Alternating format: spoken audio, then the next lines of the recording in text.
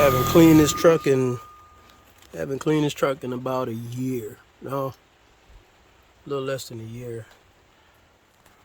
I think I got it about 8 months ago. I ain't cleaned it since I got it.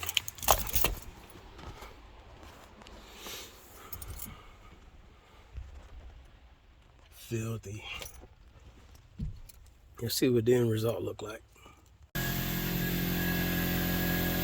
So yeah, this truck is for my dogs and for pulling.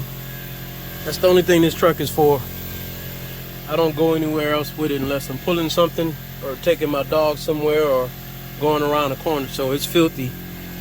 I don't really let people ride in it. But we're gonna see what it looks like when I get done. Alright, still got a little bit of wiping down to do. That's just dirt caked up down there, but this is after a little bit of compressed air and some vacuuming.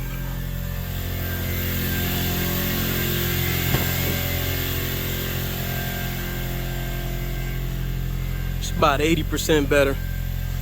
I'm not going all out because, like I said, this truck is for my dogs and my toys, so just trying to get it straight. Show a little bit of cleaning for this road trip so we don't get dog hair everywhere, and might start detailing in the future.